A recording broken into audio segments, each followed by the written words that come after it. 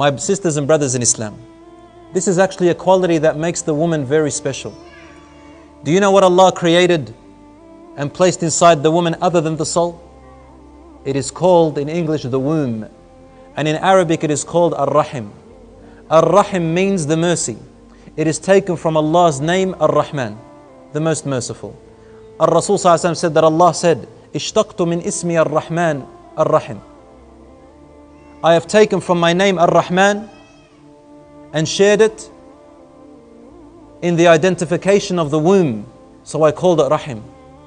It is through the mothers, this womb that is inside of her, that families unite. It is through this Rahim which brings a big man, a muscled man, a wrestler, a hero, down to his knees and cries when he sees his mother. It is what brings families and keeps ties together. It is the Rahim. And when Allah created this Rahim which is inside of the woman, Allah subhanahu wa ta'ala, He saw the Rahim and it was crying. In the hadith of Prophet ﷺ, that the Rahim cried.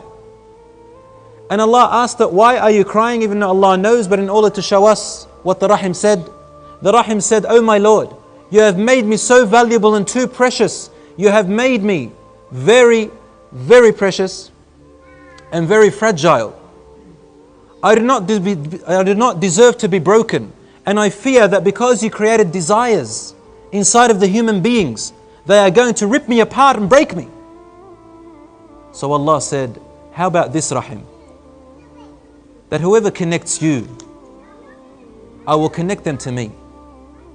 And whoever breaks you, I will disunite them from me.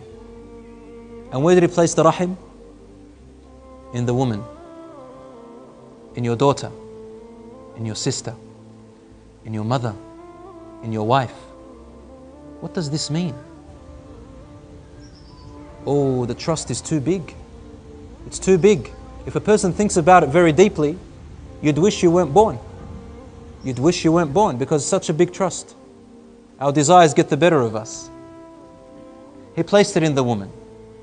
And because Allah subhanahu wa ta'ala created emotional feelings within the woman that are a little bit more heavier than the man, especially at the times of her physiological changes, especially at the time of her pregnancy, especially at the time of her labor or breastfeeding and postnatal situations, if you know what I'm talking about. In all these circumstances, the woman's emotions and hormonal state is confusing.